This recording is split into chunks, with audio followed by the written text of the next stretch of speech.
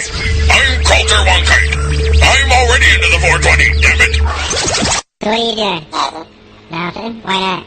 Trying to get on this Lifestyle Radio website. Sounds like a cool website. Yeah, it's alright. Oh, wait, I might have it. You might have it. You're listening to Lifestyle Radio. The opinions expressed during this show are those of the individual participants and do not necessarily reflect the opinions of their associated organizations or Lifestyle Radio.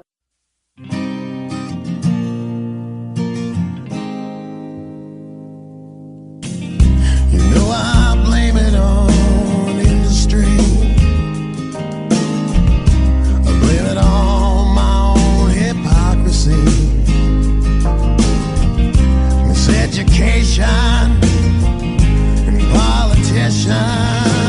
No one's willing to step up and speak. To the Pace Radio Show, we are live and we are being broadcasted here at lifestyleradio.net. And you can also catch us at Spreaker. I'm your host, Grham. Tonight on the program, I have my joint host, Northern Ontario, Kim Cooper, and our guest tonight is a person who is involved in helping patients and so much more. But before we get to meet Kim's guest, it's time for Kim and I to have a bit of a chat and discuss the news. Hello, Kim. How are you? I'm doing pretty good tonight, Al. Loving the summer weather that we've been having in Northern Ontario. It's been fantastic. Didn't I just see you post on Facebook that plus 14 Celsius feels like minus 14? Yeah, we had a couple of days where the temperature took a nosedive and it got pretty chilly with some high winds and some rains. But it was much needed for the fire situation that we're having in Northern Ontario. So it was a nice break for the fires. We're back to the heat wave temperatures again and no rain. And of course, the fires are raging once again because of that. So just a footnote out there, firefighters in Northern Ontario, hats off to y'all. You're doing a fantastic job, much needed in the north this year with the heavy fires. Yes, big time. I've seen that. PS 33 seems to be one that's making a lot of noise. Yeah, lots burning in the north. It's not been good, but as a sun worshiper, I gotta say I'm enjoying the sun. You can have lots of sun without the heat and the fires. That's right. That's right. But yeah, okay, it's busy week in cannabis too, though. It sure has been. There's been lots of stuff here in Ontario. Like everything's all turned upside down. There was rumors that there was going to be an announcement today. I haven't seen anything. I don't know if you have, Kim. You know, I've been watching and waiting impatiently, for this day to come because of the press leak that was put out last week there about Ontario and Doug Ford's new plan. It was leaked through the House of Commons people that were sitting in on meetings that Ford was going to announce basically free enterprise for dispensaries, the possibility of private people being able to run dispensaries in Ontario. This much heralded and awaited news never did hit the airwaves today, though. No, it didn't. Didn't see anything about it whatsoever. But I see here in a Global News article that they're wondering whether Ontario is planning to do a mix of public and private retail. Yeah, well, it seems that is a very strong possibility. The LCBO model that was originally proposed by Kathleen Wynne, there was contracts signed with these people and with their unions to employ the people in the LCBO model that was going to retail cannabis. Now, with Doug Ford's announcement not coming forthright today, a new announcement did come out saying, we've been told to go ahead and continue hiring for the proposed 40 retail outlets that were going to be operated by the LCBO. That's right. Apparently the company that's been hired to hire these people have been told, go ahead and keep hiring the workers for these 40 stores. Yeah, so that makes one take pause and say, well, there was that leak about the private sector getting involved in this. And now we're seeing this going back to the LCBO, to the CBO model, the CCUBO model that they put forth for cannabis retail. So maybe it's going to be a combo model, more like BC perhaps, rather than what we thought was going to be happening, which was modeling after Alberta. Yes, that's a big possibility. Like you said, OPSU signed a big contract with the government last year, unless Ford's going to try to axe that somehow. But yeah, they looks like they could have those 40 provincial stores, and they'll be competing with the private retail end of things. Yeah. The union head says that he's looking forward to it, and perhaps having a blended private public sector regime will keep everybody on their toes, so to speak, and allow for better public service and better responsibility in the sector, because there'll be accountability if there's more choice. Yeah, well, we'll see what happens. Keep our fingers crossed. I'm sure some people like the idea of the public stores, but there's lots of people out there like the idea of the private ones. So yeah. In the end, they're both going to be getting the cannabis from the same source. That's right. And people have to remember that, even if it winds up going where anybody can operate a dispensary if you have enough money and put the proper paperwork in, all the product is coming from LPs. It's not going to be the same as the dispensaries that we see in today's market. There'll be prepackaged cannabis, sealed containers, sealed packages, much like, when you go to the liquor store and buy a bottle of booze. You can't smell the alcohol, you can't touch the alcohol, you can't taste the alcohol. It's going to be the same thing. So and it's all coming from the same place. Well, let's hope that maybe it's the experience of going into the government-run stores versus going into a private retail. Somebody who's been involved in the community for many years and is very knowledgeable about it and has more than 100 hours of training. That's right. And that 100 hours of training, compared to somebody that's been a bud tender or operated one of these businesses in the illicit, so to speak, market, you're going to get a lot more information from the private sector than you will from any LCBO model. Yeah. All right. Well, maybe we'll touch on this with our guests. For sure. All right. Well, our guest tonight, who I said is described as a person who, like a lot of us and a lot of our other guests in the program, are involved in helping patients and doing other things as well. So I'd like to welcome Randy Caine to the Pace Radio Show. Hello, Randy. How are you? I'm doing wonderful. Thank you so much for having me on. Good. Hey, we really appreciate you coming and talking to our listeners. I seen Kim had a list of things there about stuff that you've been doing, and I'm really interested in hearing all about it. Yeah, no, it's been very good. There was one thing I'd like to correct there, Kim, is having to do with Relief. Relief is actually running at this point as the Compassion Center. That we haven't had any problem with. The one that I did have a problem with years ago was called the Langley Medical Marijuana Dispensary. And that was actually one where I was raided, or the dispensary was raided. Kirk Tusaw was my lawyer. And at the end of it, he was able to convince the Crown as well as the court that we were running a model that had integrity and principle. There was no money trail. And so any sort of suggestions or allegations of criminal activity were dropped.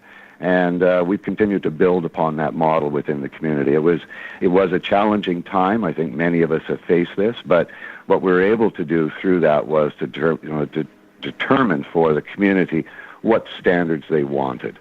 And that's how Relief has been able to carry on, is by meeting the standards and the needs of the community.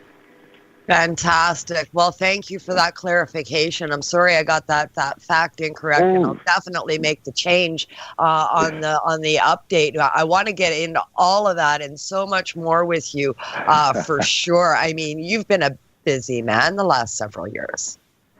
Well, I've been very fortunate. I came into this, I was just thinking about it. It would have been, I guess, 93, I believe, when I got caught with a roach. And that's when John Conroy and I met up and, sort of came together and launched that constitutional challenge that became sort of part of the foundation that took us further. It was a very substantial, challenge because it established current state of knowledge. And so it dispelled a lot of the ideas that, if you smoke marijuana, men's breasts were going to get larger or there's going to be birth defects and a lot of that sort of hysterical component. So that was my beginning about 25 years ago, but I really have to pass that over to John Conroy. he really led the charge, and I learned a lot from him. Oh, for sure. What's this? Just a roach? You had to get a lawyer over a roach? Was there more? Well, you got to figure this was 25 years ago. You know, a roach was a big deal back then. That was going to be, you know, a criminal charge, and you know, it what came along with that was all sort of the allegations of that you were a criminal and a threat to the community, and were responsible for all of the attendant crimes that I've always believed were really because of poor regulations. And that was really why we went through the constitutional challenge. Was I did not feel right in, let's say, pleading guilty to the offense that they wanted me to plead guilty to. Of course, I was in possession of it. I never argued that. But I just didn't feel guilty of all of sort of the suggestions that went along with being a marijuana user. And that's why it became a constitutional challenge, and we challenged it on those issues of harm principles, and was there really any harm? So, like I say, a great journey. And 25 years ago, I mean, that was quite a while ago. Now, John Conroy, when we say the name John Conroy, people, you know, have these visions of who John Conroy is. 25 years ago, you said John Conroy, and nobody knew who he was. Not really. No, he actually had worked with Normal in Canada, and had been very, you know, worked in prison rights, you know, with prisoner rights. And that part of it. But when I met John Conroy, he was a small-town lawyer in Little Abbotsford. Yep. So, you know, lived in a nice place up the valley. And then, like I say, him and I met, and, you know, we seemed to, I don't know, it clicked. And we just kind of moved forward, you know. And then from there, we went through all of that, like I say, the challenge. And fascinatingly enough, when Kirk Tusaw, when I called upon him to represent me further down the road, he had actually done his articling on the very case that John Conroy and I had worked on. So it was kind of a pre-introduction. And so from there, you know, Kirk and I have also developed a really great relationship, and, you know, built on respect and all that. Fantastic. And what a lawyer, and what a great guy. Oh, my God, eh? Yeah. Yeah. Yeah. I got to put him in the boat, eh? Yeah, for sure. You know, morals to no end for that guy, for sure. Very stand-up guy, for sure. There's no question there. Two fantastic lawyers you've had under your belt through trials and tribulations over 25 years. You've seen this close up, the evolution. You know, a lot of us have been, you know, living it sort of on the sidelines, but you've been kind of in the thick of it from the beginning. To some degree. I mean, you know, I think in many ways I just became sort of the vehicle that was moved through. You know, I have to be that honest with myself about it, and maybe honest with everybody. As you say, it was really the lawyers. I just put myself in a position to be used as a test case. You know, so I can look at it. I was very blessed in many ways that I was busted with this roach. There couldn't have been anything more pure than that. Had it been caught with an ounce or a pound or a grow, it may have, you know, sort of bent the issue. But because this really was about my use as an adult, it really brought it down to the narrowest component. You know, so it's really intriguing to have gone through all of this with these individuals. But like I say, I really have just been sort of that vehicle, you know, at the center of it. But no, it's been the lawyers that have been great. And hats off to you for, you know, congratulating and giving kudos to the lawyers, but I don't think you give enough credit to yourself. I mean, how many of us back in the day, I know from my own circle of friends, okay, how many of us back in the day got caught with, you know, an ounce, a joint, a roach, whatever it was? We all caught pleas. We took the fines. We took the charge. You did whatever you had to do. You didn't go out looking for lawyers and saying, "Hey, I want a constitutional challenge on this." We didn't do that. No, it was. You're right. I mean, it was all good timing for me. I don't know why I was driven to do it. You know, I mean, so you're very right there. And you know, but I think what I was really struck by sitting in the back of the cop car when I was, you know, being arrested for this roach was the crowd that was gathering around, and going back to what I was saying earlier about sort of what was suggested of my character and, you know, sort of my place or my threat to the community. I saw that in the faces of those that were around the cop car when I was being arrested. It happened on a Sunday out at the beach. So I think for me it was really seeing, they call it this in sociology, they call it the looking glass self. And I guess at that moment, I really saw what the world thought of me and maybe thought of all of us. Yeah. And that was the part that I couldn't accept, Kim. That's the truth of it. That's really what it came down to. I wasn't that. Yeah. Yeah, I hear you loud and clear, and hats off to you for doing that, because, I mean, that really, no matter what, that was the kind of start to it. Other people saw that. It became known that, you know, you did this constitutional challenge. Hey, what do you mean it's against my constitutional rights? And people started sitting up and taking note. And that gathered other people to start sitting up and taking note. And you know, as the saying goes, and she told two friends and she told two friends. And then, you know, here we are. Yeah. No, it was really a brilliant thing when John Conroy came up with this constitutional challenge. I remember him calling me and saying, you know, I think this is what we need to do. And that was when I really felt that I did have a lawyer. And but then what I did, and I'll take a little bit on this, is that I was taking criminology at that point in college, university. And so what I did is I took that constitutional challenge and I turned it into a constitutional challenge kit. No different than a will or a divorce kit where you just fill in the blanks. Right. So I made it something that was easy to do. And I think that actually got people realizing that, in fact, it was easy to do.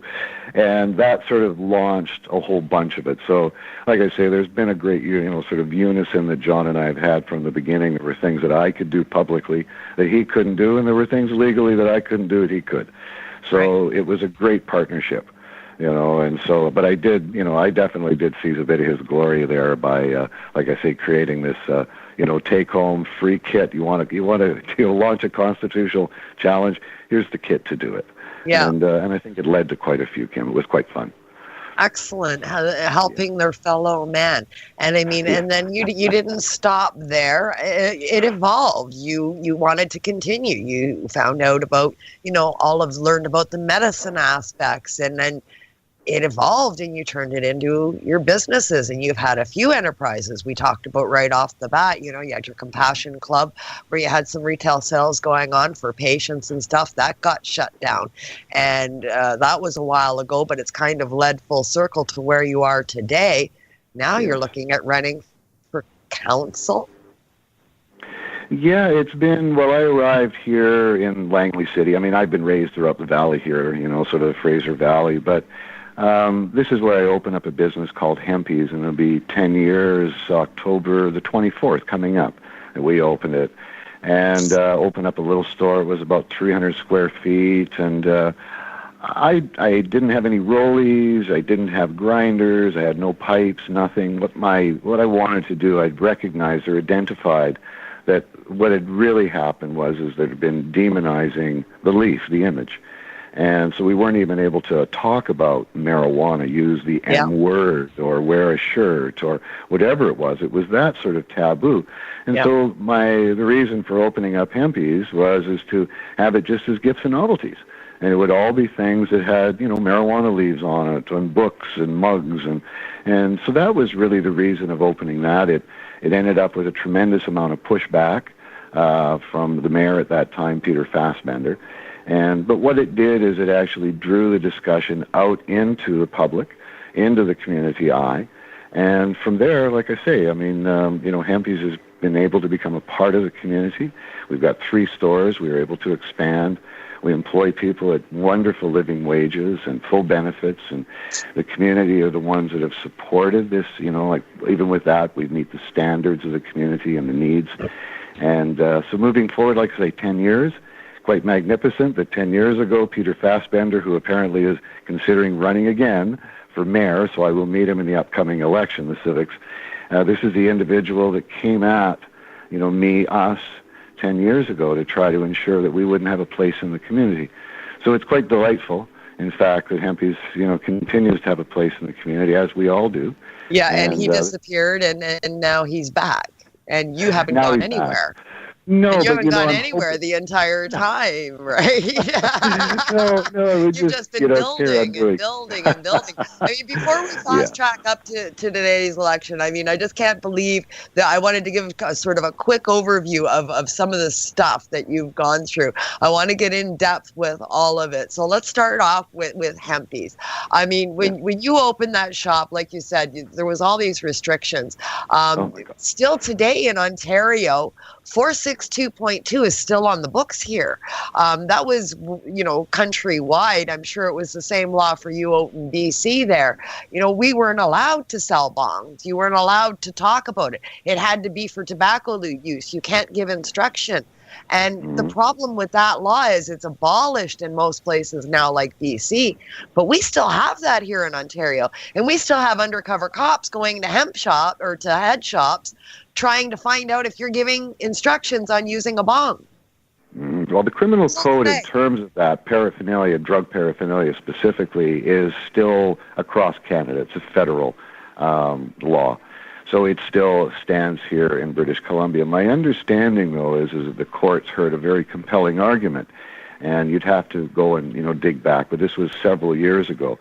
And the term drug paraphernalia, when they added drug to it, is that this is what was argued in court, that no, this was just a pipe without drugs in it, so it couldn't be considered that, and it was sort of paralleled, which if you took an apple, we've all turned those into pipes as kids. Well, with an apple now, because we know it could be done with it, would it also be considered drug paraphernalia? Right. So I believe that's sort of what tempered it here in British Columbia. I don't know what the total outcome was. That was a tremendous argument, was it? Because without there being residue, it couldn't be considered drug paraphernalia. And that is something that I've tried to carry forward in this community when Hempyz, after a period of time, began to carry pipes and bongs in the store, was to address that with, bylaw and the mayor.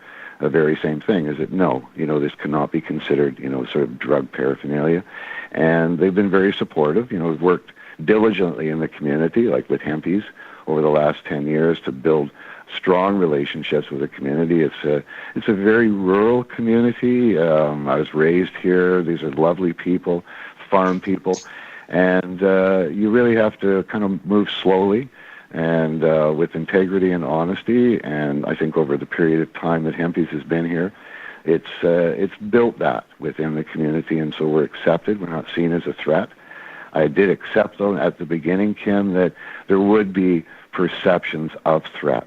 And I respected that, and I didn't get angry about it. I realized that was the starting point, and that I had to try to find my way through it. I had to become the educator. And so that was really what Hempyz has done all the way through. And I think we're seeing the benefits here in this community moving forward. Fantastic. And I mean, that's what it takes. You have to persevere, push through, and prove them wrong. You have to exist in the community for a long period of time and say, look, the community hasn't suffered. In fact, the community has gotten better. They've prospered for my business. We've helped out. And you've got to prove them wrong and dispel those issues. Well, as I pointed out to the mayor when they were discussing some of the bylaws, or, they felt that Hempyz might be violating, and I said, well, those bylaws were written, 12, 15 years ago. I says, it may have applied to the moral fabric or sort of the community standards at that point. I said, but very clearly, my business stays open simply because it meets the standards and the need of the community. No different than any business. If you don't meet those two things, the needs and the standards, whether you're a Hempyz or whether you're any sort of a store, that is what will happen. And when I pointed that out, it was really, I think, a great moment for myself and the mayor. He acknowledged that, that is the basis for any business that stays open, is that there has to be a need. The community wants you there. So, we've demonstrated that. Awesome. Right. Is there still a bylaw, like an enforced bylaw on the selling of bongs and pipes? No, well, they're not enforcing it, and that really had to do with going and discussing with them the whole idea of drug paraphernalia. And they recognized that it was a reasonable, a reasonable discussion to have with them along that line, and they accepted it. They don't see, the mayor, council, other staff members at City Hall, they don't really see Hempyz as a threat. There is, although, of course, there still is moral shadow that hangs over us because of the propaganda, things that have been said of us. So, like I say, you have to move slowly because they've been led to believe that we may just at any moment go for their throats. But but it's been wonderful, and I've built positive relationships. It took 10 years, but we've really made tremendous headway. This community, I believe, because of some of the work that Hempyz has done, is that this small community of Langley that one time was just mortified, I believe, is prepared and primed for, marijuana being available in their community at a retail level. I think that that's really the benefit moving forward. Had I taken a more aggressive approach, more adversarial, they might not have been as welcoming and as inviting right now. But I do think that, the way that it's been handled in the community has been really good. It's a great community, wonderful community of marijuana users that are, just, like I say, they're just community, rural individuals too. So, great place. It's definitely a different task in rural Canada, and I think that's true in any province. Rural Canada is a much tougher nut to crack, I think, than the larger cities. Very much so. I mean, you look at Vancouver, and I always kind of chuckled, when all of the dispensaries or retail outlets were opening. They were all safe within the walled city of Vancouver. The moment you tried to open up one just outside the wall, is that they would come in with the clubs and, beat you into submission and steal your weed. But so you're very, very right. You have to move. You have to move very slowly. It takes time to prove yourself, but I think if you come in, understanding that, it makes it much easier, to see that incrementally we were persuading, sort of the community and others that we ought to maybe move in this direction. And like I say, 10 years, that's great. I mean, God, I'm 64 years old. I've lived under this prohibition my whole life, my whole adult life.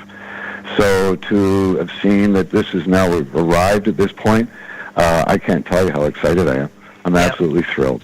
We're living history, right? That's right. Well, we can talk more about that after the break. Absolutely. Perfect. All right. Okay. Tonight, our bumper music is by the Hicks. I don't know, Randy, you ever heard of the Hicks? They're from out west. I don't know. Okay. Well, maybe once you hear the song, you'll recognize it. Okay, and we'll be hearing a bit of a song called "Oh Lord, You Keep Me in the Green." And then Kim and I will continue our talk with our guest, Randy Caine. This is the Pace Radio Show. We are live at lifestyleradio.net. Lifestyle Radio. What is it? Lifestyle Radio. Say it one more time. 420 Radio? Ooh.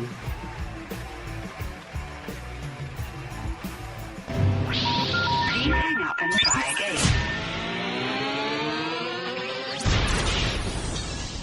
You're listening to Lifestyle Radio.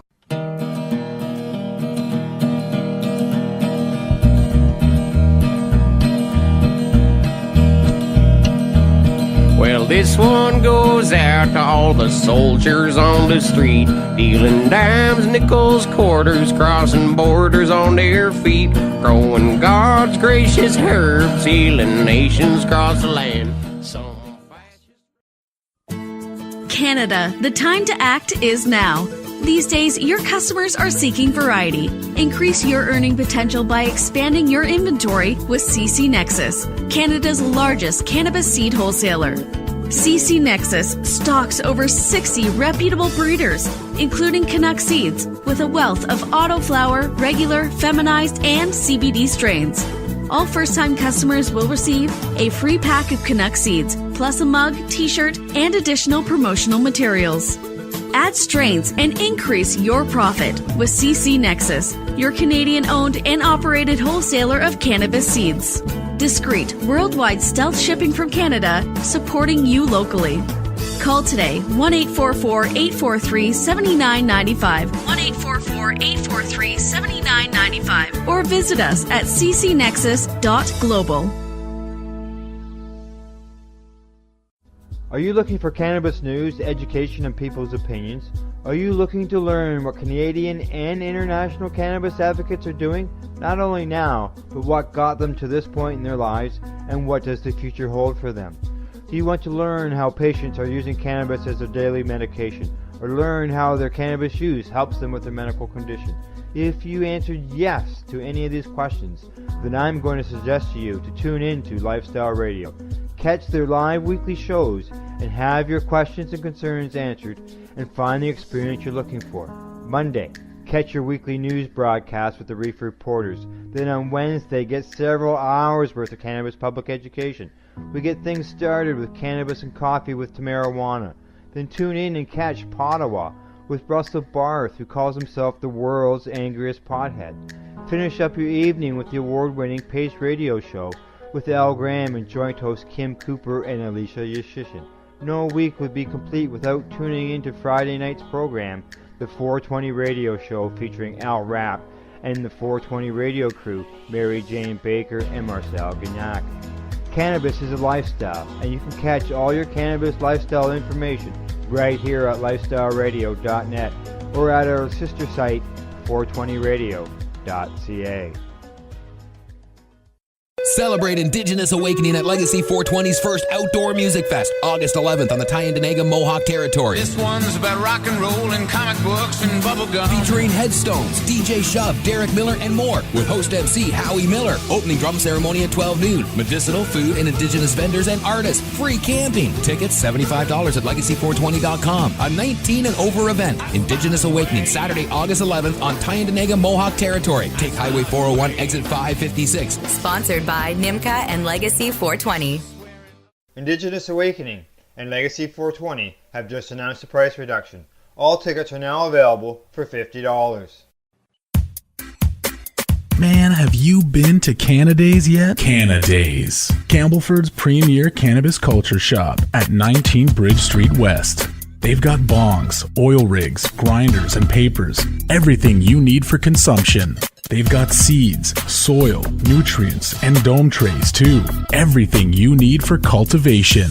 Get top quality seeds from top suppliers like Canuck and wholesaler Nexus. Canadays. They've got all kinds of awesome cannabis novelties, clothing, and apparel. I know, right? It's a lot more than just a bong shop. Interested in gaining legal access? Canadays can help. They're a PACE information center. You know, people advocating cannabis education. Come by the shop and check it out.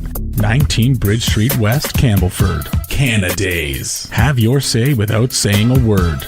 Canadays.ca. Hey, we're back, and we are the Pace Radio Show, and we are live here at lifestyleradio.net. This weekend, turn into Lifestyle Radio as we go live from Tamworth, Ontario, from a business location called Freedom Fields Naturist Ranch. The business has been fighting some local issues, and so this weekend we'll be talking to them about that and about the stigma in both cannabis and naturism. So tune in shortly after lunch as we go live and naked from Freedom Fields Naturist Ranch. Tonight on the program, we are joined by our guest, Randy Caine of Hempyz Gifts and Novelties, and my joint host, Northern Ontario, Kim Cooper.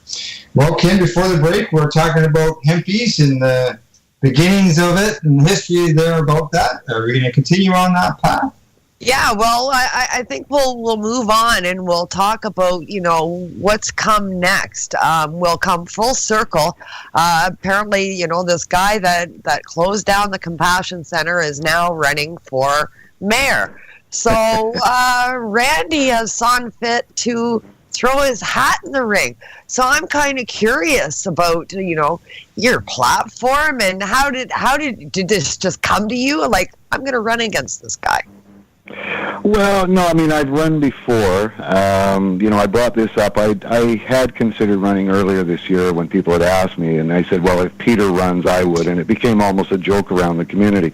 As Peter and I have never really spoken. Peter has spoken to me and of me, but we've never really had any conversation, so I just sort of thought it might be an interesting opportunity to debate him publicly. So, of course, you know, I am kind of a bit cheeky in that regard. So when I heard that he was going to toss his hat in the ring, I couldn't help but, you know, say, well, I would go out and I would debate him. But at the end of the day, what I've determined I'm going to do is that I'm going to run for council. There's a lot that I can bring there. You know, I think that Peter himself is no longer as relevant as he was 10 years ago. If I was to have discussions with Peter Fassbender today, I would really like to revisit the last 10 years. You know, like I say, when I first opened, he tried to stand in the way of Hempyz opening. He tried to turn it into an election issue 10 years ago. So it's very interesting that 10 years down the road, we're going to be standing shoulder to shoulder, you know, at the same time. My hope would be is that I would always wish in all of this is, of course, I don't want to say there's winners and losers. It's not like that, but there's viewpoints and there's changes, and you know those can sometimes be in our favor and sometimes against. And my hope would be moving forward is that Peter and I would be able to identify that things have changed, and if he really wishes to be a leader in this community, then damn right's lead. So I will bring that forward when he wants to run. And it's not to sort of, you know, to poke at him or to make brownie points, but if he has evolved and changed as many have over the years, well, then I would welcome that, at least in the dialogue, you know, very clearly. So like I say, you know, looking at running, it's not intended to be spiteful. You know, of course, I will be outspoken, and I do have things on my mind, but that's really where it comes from. Excellent. Well, so you're hoping that he's evolved, and if he hasn't, then basically you're ready to call him out on that, because obviously the community still wants you there because your store is thriving.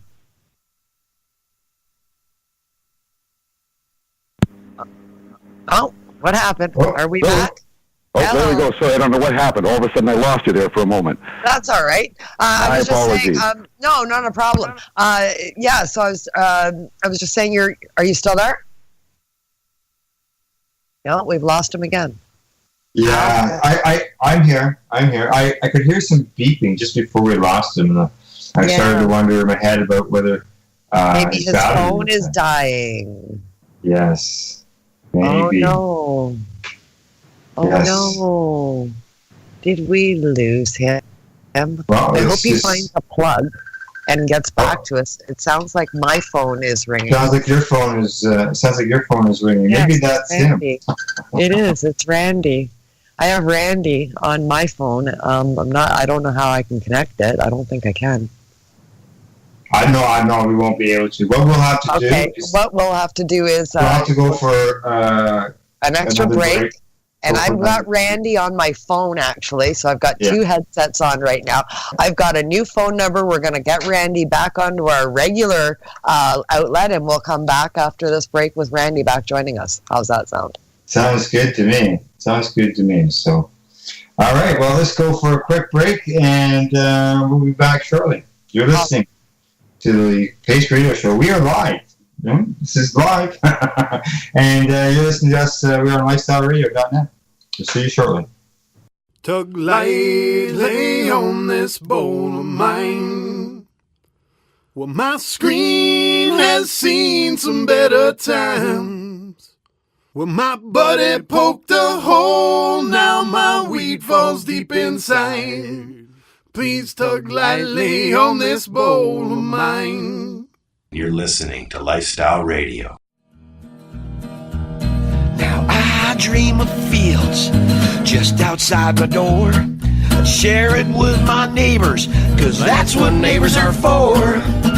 Roll up a fatty and corn up on the grill, and come on down and spark one with Uncle Bob and Bill. In the green, oh Lord, won't you keep me in the green? Man, have you been to Canadays yet? Canadays, Campbellford's premier cannabis culture shop at 19 Bridge Street West. They've got bongs, oil rigs, grinders, and papers. Everything you need for consumption. They've got seeds, soil, nutrients, and dome trays too. Everything you need for cultivation. Get top quality seeds from top suppliers like Canuck and wholesaler Nexus. Canadays. They've got all kinds of awesome cannabis novelties, clothing, and apparel. I know, right? It's a lot more than just a bong shop. Interested in gaining legal access? Canadays can help. They're a PACE information center. You know, people advocating cannabis education. Come by the shop and check it out. 19 Bridge Street West, Campbellford. Canadays. Have your say without saying a word. Canadays.ca. Hi, this is Grham of the Pace Radio Show. Are you keeping pace, as in keeping people advocating cannabis education? If you're not, and you're a cannabis consumer, then why not? Others are working hard every day to help educate people about cannabis so you can enjoy your daily 420. Get involved and speak out. Be loud and proud so that you can keep pace. Tune into the Pace Radio Show every Wednesday at 8 p.m. Eastern Standard Time to hear about people advocating cannabis education here on lifestyleradio.ca. Celebrate Indigenous Awakening at Legacy 420's first outdoor music fest, August 11th on the Tyendinaga Mohawk Territory.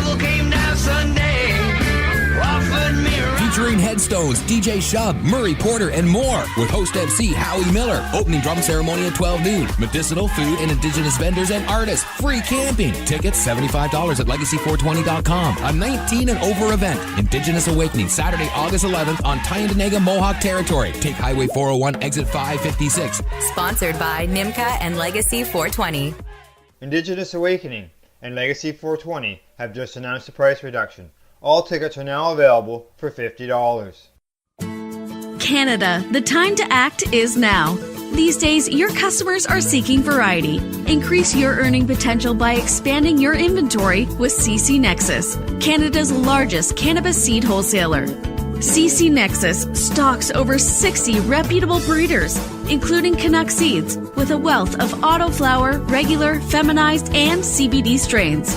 All first-time customers will receive a free pack of Canuck seeds, plus a mug, t-shirt, and additional promotional materials. Add strains and increase your profit with CC Nexus, your Canadian-owned and operated wholesaler of cannabis seeds. Discreet, worldwide stealth shipping from Canada, supporting you locally. Call today, 1-844-843-7995, 1-844-843-7995, or visit us at ccnexus.global.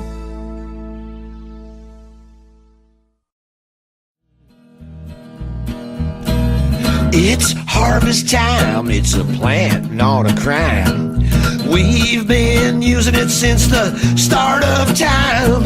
They'd rather you pop a pill than grow it on a sunny hill.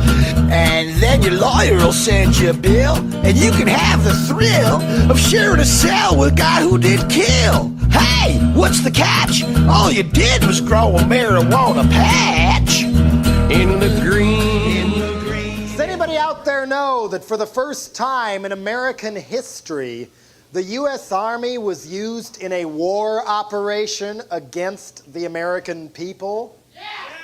Right near here, up in Humboldt County, about 200 miles north of San Francisco, right near a town called Shelter Cove. Get this, 300 to 400 American GIs dressed and fully armed with the automatic rifles, armed for battle, fanned out on maneuvers through the woods, backed up by a dozen Black Hawk attack helicopters.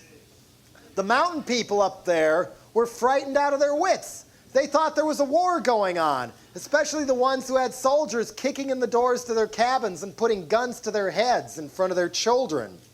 Why? Who was the enemy in this war? Not the communists, not Saddam Hussein, not Earth First or even the Spotted Owl. No. The enemy. They called out the army to put down, secretly so as few people outside of Humboldt would get alarmed as possible. It wasn't even a person or an army or a terrorist group, it was a plant. The marijuana plant. And they actually did find a few for the GIs to pull up, and then they had to fly in more from the government stash so the pile would look big enough when they lit the bonfire for the network TV news cameras so they could say, yes, another triumph in the drug war. Drug war. War. The American army sent to war against the American people. And we're supposed to feel relieved and secure and protected. Protected from what? A lot of people with more guts than I'll ever have risked their life and limb all last summer at the Earth First Redwood Summer action up in Humboldt County. They were chaining themselves to redwoods that were 3 times wider than they were spread-eagled. They were 800 years old as the saws buzzed right over their heads.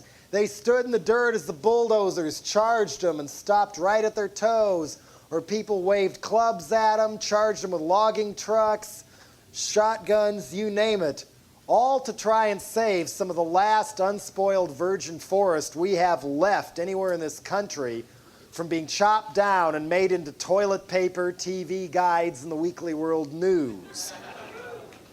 On the other side, the loggers saying, what about our jobs? What about our families? What about our lives?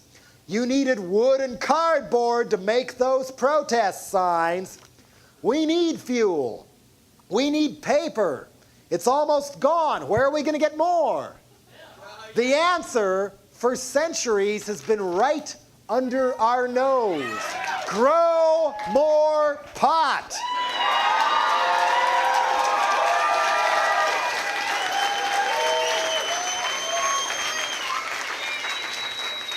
If we're serious about saving the earth, saving the ozone, and our freedom to go about saving the earth and the ozone, we should start by paying all those dirt-poor coca farmers in South America and out-of-work loggers in Fortuna and Eureka and Midwest family farmers and Rust Belt families too to all get together and grow more pot.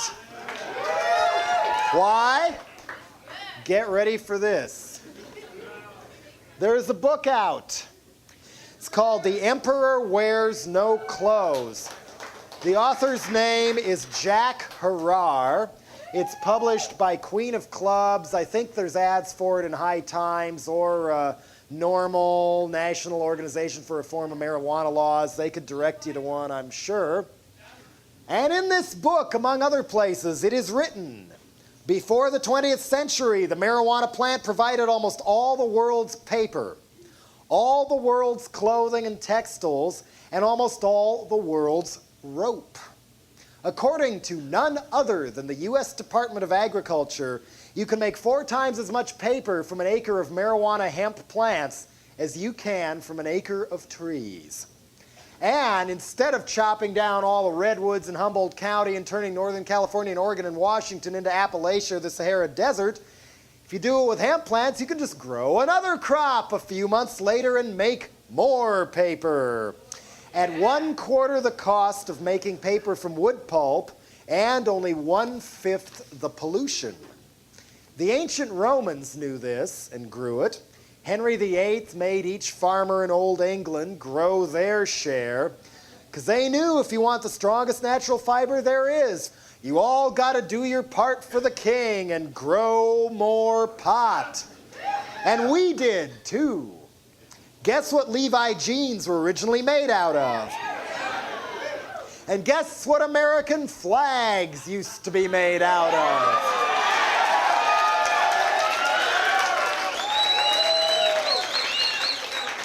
And guess what the early drafts of the Declaration of Independence and the Constitution were written on? And if that's too unchristian for you, guess what they made Gutenberg and King James Bibles out of? Guess what you can use to power a car? Can get at least 4 times as much cellulose to make gasohol or methanol from hemp stems as he can from a corn stalk, which along with solar energy would be a great way to avoid dying for oil in Saudi Arabia. In the 20s and 30s, most American cars and farm machinery had the option of running on gas or on methanol. Most racing cars still do run on methanol. And George Washington and Thomas Jefferson grew cannabis on their plantations and smoked it too. In the 1760s in the American colonies, you could even be jailed for not growing pot, because that was part of the key to become economically independent from Britain. Hemp was legal tender in America, a substitute for money from 1630 clear up until the early 1800s. And hemp seeds are a great source of protein, better than soybeans. And it's cheaper than soybeans, too. Or so says the U.S. Department of Agriculture. Marijuana is legal for medical use in 34 states. Used to treat glaucoma and pain caused by cancer. You can digest more protein out of a hemp seed than a soybean seed. It's even shown some signs of being able to combat herpes. And guess what kind of a parachute Mr. Drug War Junta Man himself, George Bush, used when he bailed out of that bomber in World War II. Hemp was illegal by then, but farmers were briefly ordered to grow it again in this country for the war effort and all, and the U.S. Army had their own stash all along in the colonies and the Philippines. So, how did everything get turned around so damn bad? Doesn't it strike you as a little dumb that we burn oil and choke ourselves and chop down all our trees and ruin innocent people's lives by branding them criminals and throwing them in jails or sending them off to drug camps or taking all their property and selling it before they're brought to trial, in the process making crack and heroin cheaper and easier to get than pot? Why do we do this when we don't have to? Meanwhile, the police chief of LA, Daryl Gates, gets front-page approval for telling a U.S. Senate committee that pot smokers should be shot on sight. Because smoking pot is treason, because after all, it's illegal. Why was marijuana cracked down on? And why was it done so violently? Well, ready? In 1936, Popular Mechanics magazine hailed the invention of a new machine to process hemp, predicting that marijuana hemp would once again become the world's largest cash crop. This did not sit at all well with people like Hearst Paper Manufacturing, or Kimberly-Clark, or other cutthroat multinationals who happened to have large timber holdings. Didn't sit too well with tobacco barons, for obvious reasons. And it sure as hell didn't sit too well with our old buddies DuPont. Hemp processing uses only 1/5 the chemicals needed to process wood pulp, and DuPont had just patented a new wood pulp sulfide process. And DuPont's patented plastic fibers had just passed up hemp as the number 2 fiber next to cotton, and they wanted to keep it that way. And the last thing the big drug companies wanted was to lose their share of the ever-lucrative disease industry market to more affordable medicine made from marijuana or other natural ingredients, because, check this out, you can't own and make... Hey, we're back. We are live, and we are back here online, and we're back at the radio show. But we are having a bit of a problem reaching our guest, Randy Caine, tonight. We had quite the conversation going there, and we had a bit of an issue. I believe a phone died, and we're having some connection problems there. So, Kim, we'll look at trying to arrange Randy down the road. Yeah, I'm absolutely going to get Randy back on.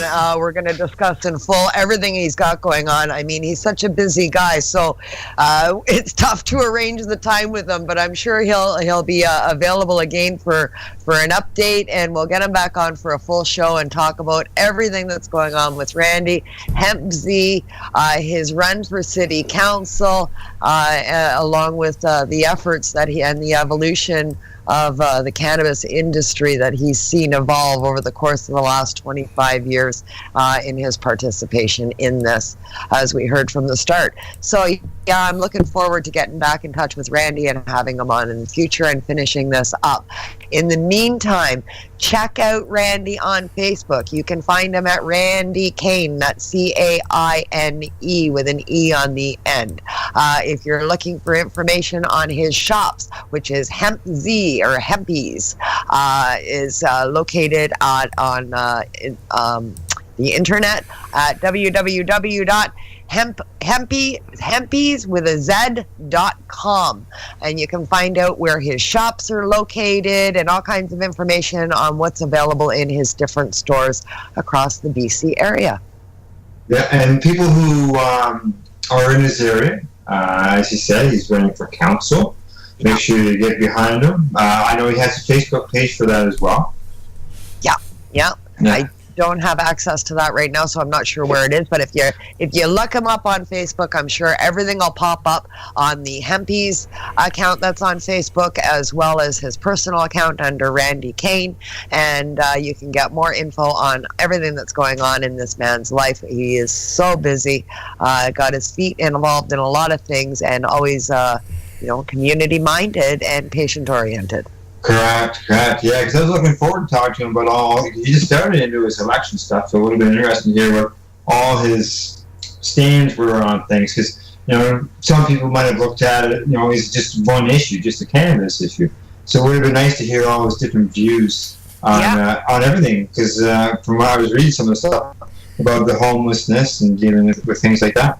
Yeah, he's definitely a more than one issue candidate. That's for sure. He's got his mindset, and he's got his ear to the ground in the community that he lives in. He knows what the people are doing at a grassroots level, because he deals with that and lives with that all the time. So he can speak to those issues on a very clear level. And I think we need more of that in places like town council, so that we can address many of these issues. So it'll be great to revisit with all of this with Randy at a future show coming up soon. I'll touch base with him, and we'll arrange it for sure. Yeah, sounds good. Look forward to it. Yeah. All right, to wrap things up, Kim, you and I are back next week. Yeah, 2 weeks in a row, because it's a 5-week month. Correct. Who's your guest? Got any clues? If I remembered, I would gladly give that to you. How bad is that? Hey, well, I know you got the whole month of August is all completely booked up for you, and into September, so. Yeah. I know who it is. Now I know who it is. Yeah. Okay. I'm not back until the 15th, Al. Oh, okay. I'm not back till the 15th. No, next week. No. First week. No, today is the August 1st show. Right. Correct. So I'm back on the 15th. Yes, correct. Yeah, that was the good date for the 31st. So that's where you're completely right. Yeah, exactly. Yeah. I'm not back. Okay, so Alicia and I next week. Alicia and you next week, and in 2 weeks I'm back with a very long-time friend of the show that everybody knows and loves, and you and I just gave this gentleman a helping hand recently. Oh, interesting. Yeah. We'll see who it is. A couple weeks. All right. Okay. All right, so Alicia and I will be back next week. Until then, you can find the Pace Radio Show on Facebook. We're also on Twitter at Pace Radio, Instagram as Pace Radio Show. We can also be found on the web at pace-online.ca. Thank you as well to our sponsors, the friendly folks at CC Nexus, Canada's largest cannabis seed wholesaler. They're found at ccnexus.global. To L Rock, Lifestyle Radio, man behind the baggie, and working overtime here to try to get things going. And huge thank you to Randy Caine, our guest tonight. Like Kim says, we'll have him back on as soon as we can. For sure. And thanks to you, Kim. Al, my pleasure, Al. As always, love being here. Love talking to all these interesting guests we have and learning so much new stuff. Oh, I know. It's a great time. It's great. I really enjoy doing it myself. So. All right, and a big thank you to our listeners. Thank you for tuning in the program, and we'll be talking to you next week. Bye-bye. Good night. Why not?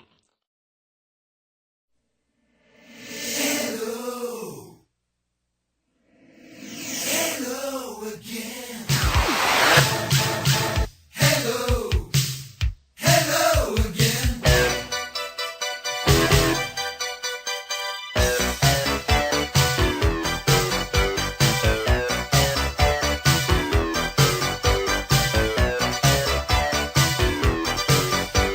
So what are you doing? Nothing. Why not? Trying to get on this Lifestyle Radio website. Sounds like a cool website. Yeah, it's alright. Oh, wait, I might have it. You might have it. You're listening to Lifestyle Radio. The opinions expressed during this show are those of the individual.